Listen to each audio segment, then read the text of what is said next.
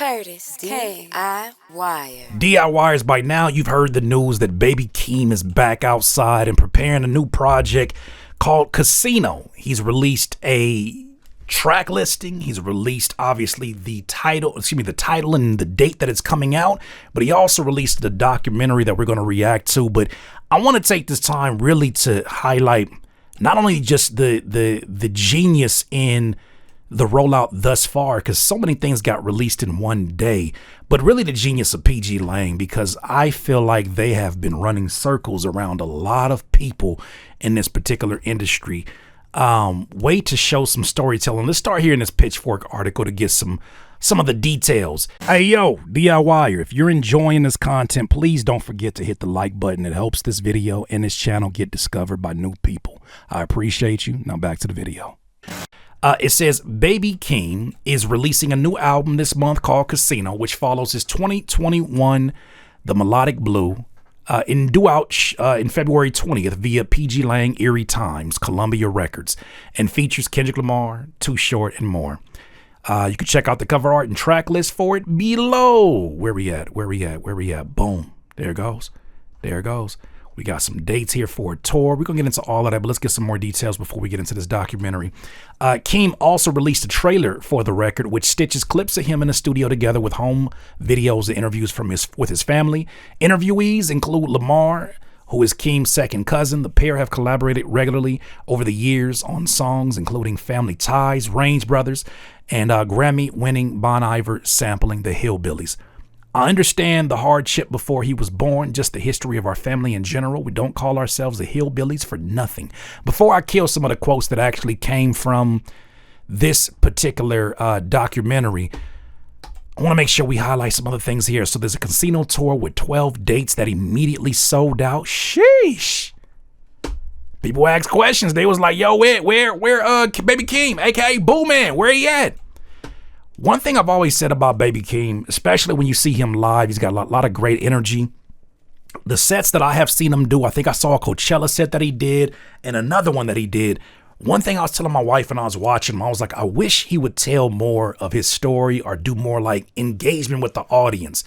Little did I know, pgLang had a plan with this the whole time. Let's react to this Boo Man 1 Casino documentary. It gives you some insight on Baby Keem that I don't think we've ever gotten unless you're digging deep into the lyrics and interviews themselves. Peep this out. So this the diary of LaConnie Govan. So y'all better get it right. Picture a world as beautiful as this, making everybody dizzy as they see this. A filmmaker step into the scene, ain't worry about nothing but all eyes is on me.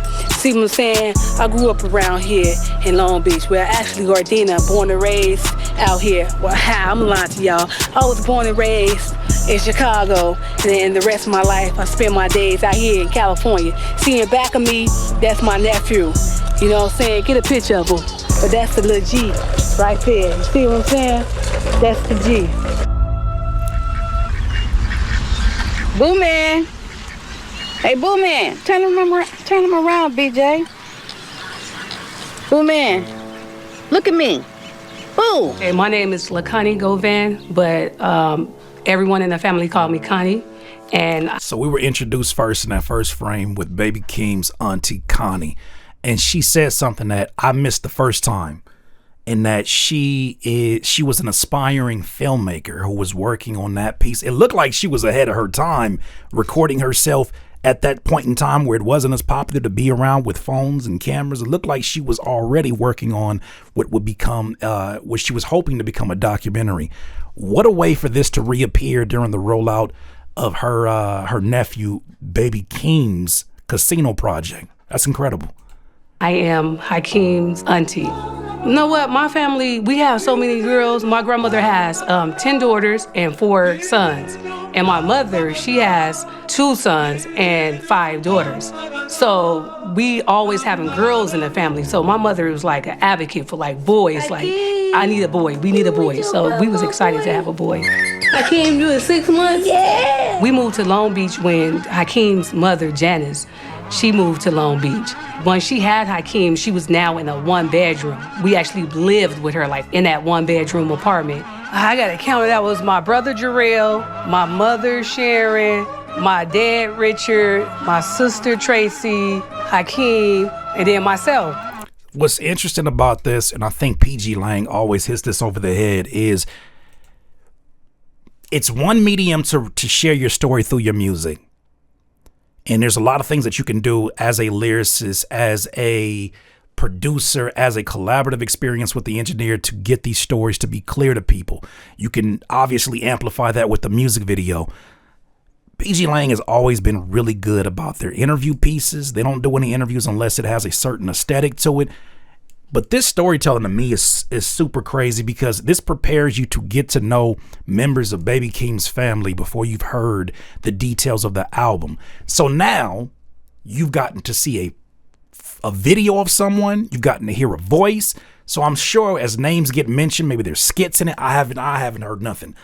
But as you hear more of that, I would imagine this is setting you up properly to like understand what it is that you're consuming when the project drops. I think that's a great way of storytelling. Okay, look, that's Richard right there, you know what I'm saying? But he should know if you get a 24-hour babysitter. It's all gravy. You know, he don't like, you know, some camera mustard, but it's all gravy. This right here is BJ. He's making, he's, you know what I'm saying, getting his eat on. This is a baby Boo Man, whatever. Boo Man, what you think about your Lakers, Boo Man? I don't want to talk about my Lakers right now. They're getting their ass kicked.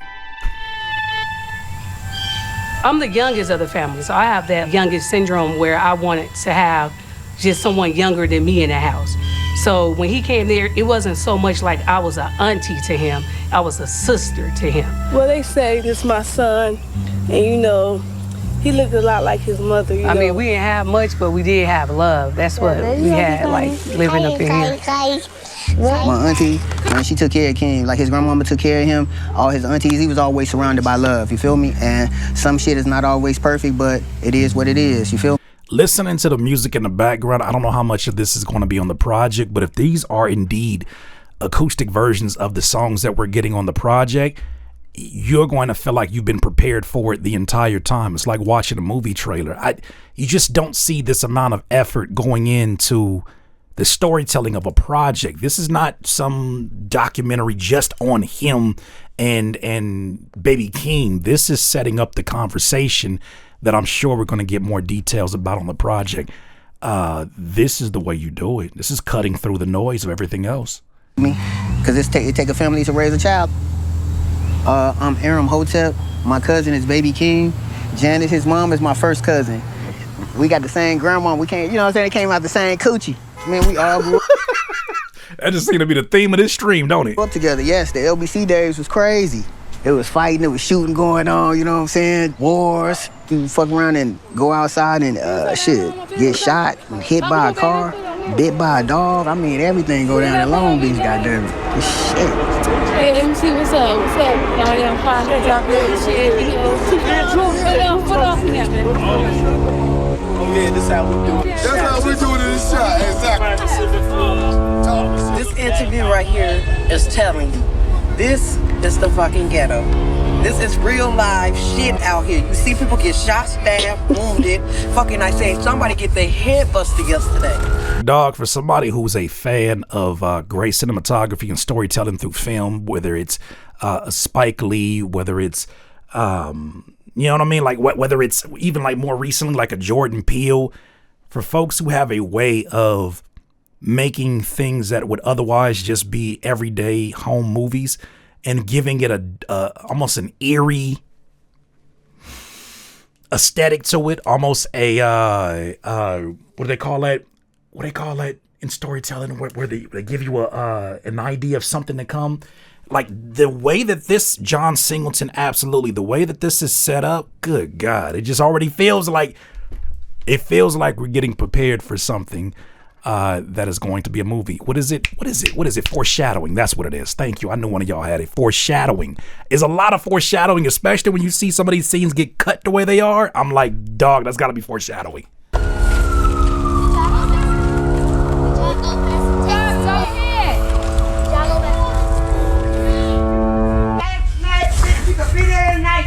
Long Beach at the time, The area that we were living in, it was very poor, and the apartments, we lived in a 4-unit apartment, and it was with older guys living there with no kids. We were probably like the only family with kids.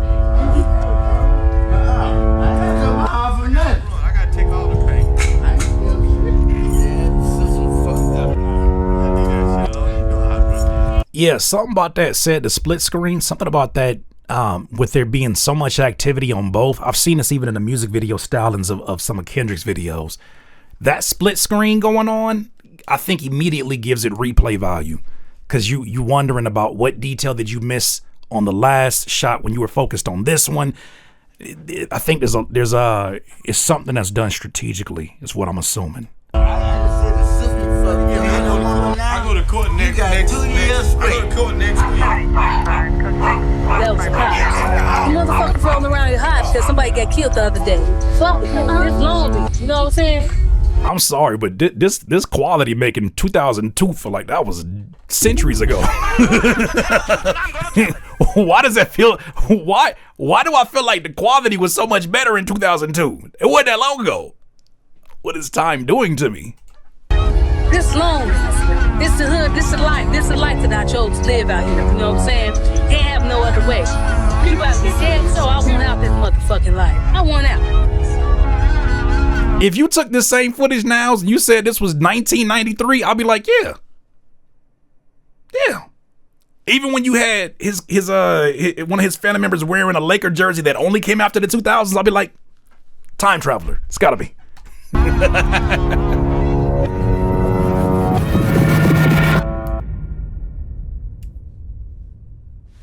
Yeah, Kendrick Lamar, Baby Keem's second cousin.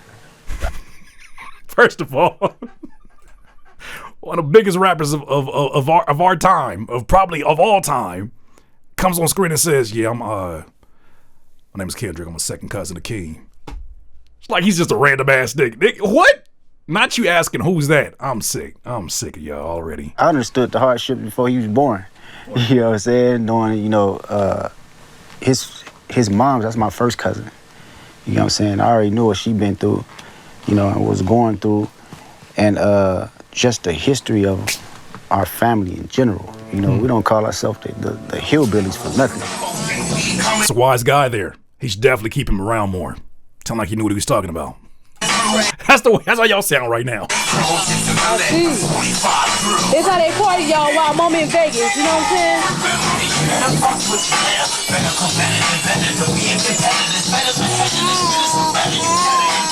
Section 8, welfare, general relief, AFDC. This is a story of like a warfare environment and a warfare psychologically to like trying to change our generational curses, right? I'll keep my semen if I'm in this bitch and I'm ready to crash out. I ain't gonna hold you. This documentary got so detailed and the storytelling got so good, I damn near forgot this was a promo for an album. For 2 seconds, I forgot this is a promo for an album. DIYers, real quick reminder. If you enjoy these reactions and you want to go a little bit deeper, we got a private Patreon community waiting for you. On the Patreon, you get access to a private Discord, early videos, and full replays of the live streams that you won't see anywhere else. So if you support independent media and want to actually be a part of the process, hit the Patreon link down below in the description. Join the DIYers and let's keep this independent. #RR. You notice how different it feels like when you're not being beat over the head with call to actions? You see how different it feels when you want to actually tell a story? You could tell the story means something to the artist at hand, and somebody that was hired as a videographer is handling it with care. This is not just a 4K footage shot video showing them doing some amazing things in the community or making them seem like a superstar. This is saying, look at my past, for all of the ugly blemishes that you probably wouldn't know about me, for all the assumptions you've had of me. Look at my entire upbringing and look at it how it looks through my lens. I love the way that's being done because it humanizes. So many discussions are out here right now about how artists are not able to connect with the people. And I think so much of that is a decision on their own, probably subconsciously, of I don't want people to know who the real me is. I just want you to know the part of me that only has highlights, the part of me that shows up looking rich, the part of me that shows up always winning. People wouldn't want to disclose that part of their lives, and I think that's part of the disconnect that some people have with artists these days. I'm holding resentment. My mama so petty, she left me in back of the stash house. I packed out the building. If you at the show, then that mean that you ready to black out. That mean that it's too late to back out. The cameras is about to act now. Walking in the party, I don't feel no party. What the fuck? Powered up, who gon' stop me? Turn down the doubles on what the fuck. Bus and I'm what up? What the fuck powered up? Yeah, turn those down. Walking in the party, I don't feel no party. What the fuck? All right, let's get freaky with it. Give me top of my verse real quick. Top of the second verse. Take the first note of the piano down.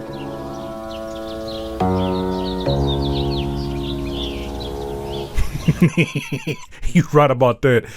Pig Starburst said didn't need a whole damn hour to say absolutely nothing like some actors. Somebody gonna have to tell the truth, and I'm gonna tell it. No need for a freezer. No need to be chopping no ice up, checking fake work schedules, doing hand motions in front of 30 guns, bringing out Pinocchio suits that you got from God knows where, empty swimming pools. That man didn't accomplish more in 6 minutes and 32 seconds than any of that shit that y'all have me covering. Is it fake? Is it love? Probably. I smell something. What you want us to help you do? Let me get my head together the way I'm gonna do it. Well, why do you want some crack? Just answer that one question. Why? Keep my nerves straight. Damn. Crack keep your nerves straight. Yeah. What kind of crack is it? It's cocaine? Yeah. And you just want to smoke some cocaine? When you start back doing that, Richard? A month ago? Oh, I know this is foreshadowing. I know we about to get some more stories that we probably gonna get crazy details about in this project. There's a reason this was included. Now, why you want to do crack? I gotta have it for me, okay? I'm gonna do it one way or another. So if we don't give you the money, you gonna go out there and stick somebody else? Wherever I can find one at. Bitch, how we know when we give you this money right here, you go get it and do dope, then you won't croak? We don't want you to OD. I ain't gonna croak, Connie. Well, how you know that? I already know. How you know that, Richard? Stop, get that camera put up. Connie, don't do Well, that. we ain't got time to babysit no grown man. We ain't gonna give you nothing to support your habits. Let's go. Let's go, Connie. Having it to where he's visiting, it looks like he's visiting some of the same sites that this was shot in. I imagine, man, I really want to know like what the connection, and I'm sure we're going to get to that, what the connection of casino is. Obviously there's idioms that are attached to casinos, like, the stakes are high and making it against the odds, but for something that you immediately, I don't know what you imagine when you hear casino and it's kind of flashy. And even when you see the website, we're going to go into all of that detail in a second. When you even see the website, it's the LED lights that you see in Vegas, the bright lights, like that contrasting with what seems to be a preparation for some really gritty stories. I'm really interested to see how that contrast comes together. Well, this is my life, Very y'all. personal stories. Father cracking it. Damn. Fucking shame. Hardships go with every family. Everybody got a story to tell, you know what I'm saying? It's just a different variation of it, you feel me? Wow. Being the only child, growing up, you know what I'm saying, with my cousin, I know she was kind of difficult sometimes to be with, and he still made it. Like I said, man, his grandma, my aunties, they did their thing with him. And look what he turned out to be. Now, this is the documentary seeing right here, LaCunny Govan's life. And you know how that shit is. One day I'm gonna be a filmmaker. One day I'm gonna be a successful writer. You know how that goes. One day I'm gonna be a filmmaker. One day I'm gonna be a successful writer. And look at the way that this is coming together. I wonder if that is something that she still pursued, or if that's something that Baby Keem saw the opportunity to wake back up with this rollout. No matter what, that's a beautiful full circle moment, isn't it, Zed? Isn't that? Auntie Connie getting directing credits too. I would, of course. I think this whole presentation is day free and executive produced, if not produced by Kendrick Lamar. But to be able to have a something that you see she obviously was passionate about to the point where she was doing something that was not the norm of anybody in any environment, to have a camera and following it around with you and saying, this is what I'm going to do. For it to be something that's so commonplace now, she was ahead of her time. To be able to have this go full circle into this type of rollout with probably one of the most innovative visual presentations we get from any kind of entity. I don't look at pgLang as just a rap label, because they do things that labels don't fucking do. Don't even dare to do.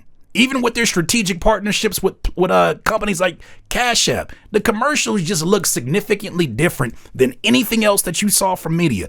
I just watched them Super Bowl commercials. They're trash. They're getting worse. And people are paying a whole lot of money for that terrible shit. And he just really align with the pgLang and get the visuals together, because this shit is not, it don't feel forward moving. It does not feel innovative. This does. But right now, grow up, you know what I'm saying? Keem right here, you know what I'm saying? He got some dirty sides, you know, niggas poor in the hood and shit like that. But we gonna make it rich one day, you know what I'm saying? We gonna blow up. We blowing up in the year 2005. Pussy nigga, get up and get out the house. Get up and get off the couch. Pussy nigga, what is your working amount? What is your effort amount? Pussy nigga, I had to jump off the push. I had to work out the ground. Pussy nigga, taking a favorable route. You're taking a favorable route. You pussy nigga. Yee! This is land of opportunity, you know what I'm saying? Take advantage. Alright, get it right. We'll be back. Not on MTV, but this LBC. Peace. Fucking my semen if I'm in this bitch. Man, incredible work. Incredible work. He got me invested with family members I've never met. He has me invested in family members that I have never met. I want to see Auntie Connie win. Before today, I did not know who Auntie Connie was. I want to see Auntie Connie win. When is her documentary coming out? Is this part 1? I want to see. I'm invested now. I'm the type of person that even when it's a bad movie, I'm going to watch to the end just because I made a commitment. If I don't leave the first 15 minutes, I've made a commitment. But this is actually so well done. The storytelling, like if anything, I hope that any artist gets from this the necessity of storytelling. There's a chance that you as the artist are so developing your craft, so developing your storytelling, so developing your art form, so developing in the ways that you present it, that the majority of the people who even like what you do won't get it. They won't get it. Even when you talk about the details of the interviews, even when you talk about the details, when you do lyric breakdowns on the Genius, they still won't get it. They won't get it until you put a fucking VHS quality camera video footage of, this is my uncle so-and-so. This is my auntie. Now that you can humanize it, you've heard their voice, you see what their aspirations was and what it actually looked like and my place in that. Now you'll better understand my sound. You'll better understand the way that I talk in my songs. You'll better understand the way that I put and structure my stories together. That right there seemed like it's shooting for more than just album promo. Look at this website, though. Peep this website out. I don't know how many of y'all went to go visit, because I know obviously the tickets went on sale. Look at this. So you saw the album cover. What is going on? Look at this. Look at this. What are we doing? Do you know how many times I went to a major label artist and I'm like, nigga, did you make this shit with Bandzoogle? Somebody gonna have to tell the truth, and I'm gonna tell it. What in the Wix is going on in this shit right here?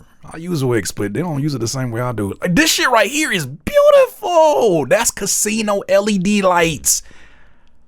Oh, and I thought this was really, really interesting. Look at some of this. Look at this. Does it feel like we've been getting some foreshadowing happening for some time now? Look at the dice. What does this remind me of? What is casino dice? What does this remind me of? Oh yeah. Somebody gonna have to tell the truth, and I'm gonna tell it. Almost forgot about this. You mean to tell me that pgLang has had this planned the entire time, to the point where even though the emphasis here at the GNX, the record-breaking GNX tour had Mac Dre, and these are just You know, anybody who's lived in the hood, you done seen these dice hanging from the mirror. You've seen this happen before. But damn it, the foreshadowing in this, chef's kiss. The caption here from Kendrick, word from K Dot, it says Kendrick has been teasing Baby Keem's album Casino all GNX tour with casino themes, including the jacket. So while I was sitting here like some of my other peers, like a dumbass saying like, nah, see what the cards stand for is J-Rock, Amp, Soul, and Schoolboy Q. Maybe. But it also stands for this. This is why I don't buy it. You know, no disrespect to my dog, but this is why I don't buy it. When I be hearing DJ Head say, nah, Dot, he ain't even that strategic like that. He don't even be thinking that deep on it. Bullshit, bullshit, bullshit, bullshit, bullshit, bullshit. These niggas is geniuses over there. pgLang, these niggas are geniuses. We just gonna have to go ahead and go ahead and say it. Stop trying to like act like the shit ain't what it is. This is incredible. The whole time we sitting up here getting prepared for an album, people are like, where Baby Keem at? And they like, nigga, do you not look?